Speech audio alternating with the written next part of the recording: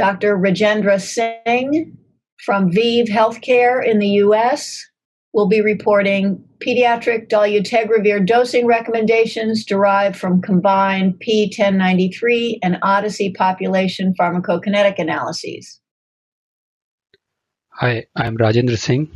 Thanks for providing opportunity to present my recent work. I am presenting results from population PK analysis of dolutegravir for supporting pediatric dosing recommendation. The population PK analysis is based on data from two studies, Impact P1093 study and Panta's ODYSSEY study. P1093 study was a phase 1-2 multi-center open-label PK safety and tolerability study, while ODYSSEY study was a randomized trial of DTG-based antiretroviral therapy versus standard of care in children with HIV infection starting first or switching to second-line ART. The objective of overall analysis was to perform POP-PK analysis to support dosing recommendation derived from combined P1093 and ODYSSEY data and to assess whether there is a correlation between DTG PK parameters and selected safety endpoints. Overall, 239 subjects provided data for population PK and PK safety analysis. Baseline age was 6.3 years and baseline body weight was 22 kg. Black race constitute almost 80% of data, with white and Asian corresponding to 10% each.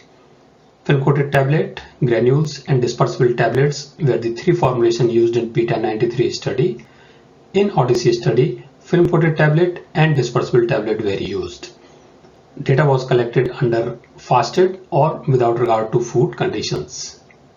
One compartment model with first order absorption and first order elimination was used to characterize pharmacokinetics of dolutegravir in pediatric participant. The base model includes allometrically scaled clearance and volume of distribution. Model also includes a maturation function as defined by Anderson et al. Inter-occasion variability was used on clearance as well as rate of absorption.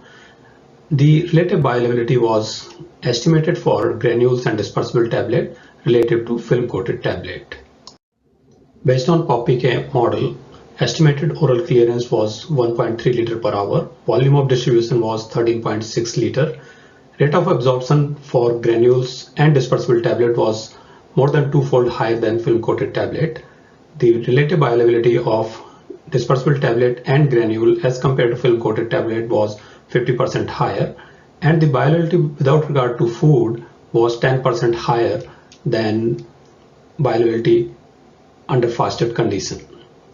Inter-occasion variability on clearance was 34%, and the inter-individual variability on clearance and volume was less than 30%, while for rate of absorption it is approximately 100%. The extrapolation of doses in pediatric participant is based on adult equivalent exposure. That means if AUC, Cmax or Ctrough in pediatric participant within a weight band is similar to adult exposure, then efficacy will be same. For pediatric dose selection, therefore targets were predefined. The targets were based on primarily adult geometric mean data coming from 50 mg QD dose. For AUC, the target geometric mean was 46 with a range of 37 to 134 microgram hour per ml. For trough concentration, the target was 995 with a range of 697 to 2260 nanogram per ml. Maximum lower limits were also set. They were set based on Emax model in HIV infected subject, corresponding to 95% of maximum virological response. For AUC, it was 25 microgram hour per ml. For Ctrough, it was 500 nanogram per ml. One compartment population PK model was adequate to characterize data from two studies for dolutegravir in pediatric subjects. This slide shows proposed doses based on population PK model and simulated exposure corresponding to those doses. For example, in 3 to 6 kg weight band for subject greater than 1 month of age, 5 mg dispersible tablet dose is proposed, accounting for Maturation function. In 6 to 10 kg weight band, two different doses were proposed. One 10 mg dispersible tablet for subject below 6 months of age and 15 mg dispersible tablet for subject greater than 6 months of age. In all cases, the exposures were within the predefined target range for both AUC as well as C-trough. No target were defined for Cmax for dose selection. Based on modeling and simulation and exposure safety analysis, doses were proposed for film-coated tablet as well as dispersible tablet. For 6 to 10 kg weight band, as shown in left panel, doses were proposed by accounting for maturation function and they were stratified by age. For subject greater than 6 months of age, 10 mg dispersible tablet dose was proposed. For subjects greater than 6 months of age, 15 mg dispersible tablet dose was proposed. In discussion with FDA, that age stratification was removed, and for 6 to 10 kg weight band, only a 15 mg dispersible tablet dose was finalized.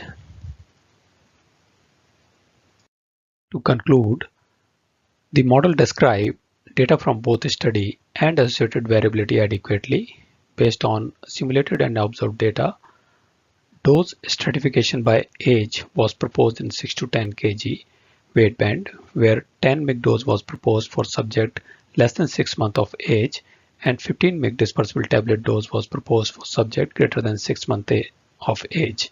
In discussion with FDA, age stratification was removed and 15 mg dispersible tablet dose was approved for 6 to 10 kg weight band. At all the proposed doses, both AUC and Cmax were within target range. The safety exposure response analysis demonstrated no relationship between PK parameters and adverse event. Thank you for your attention.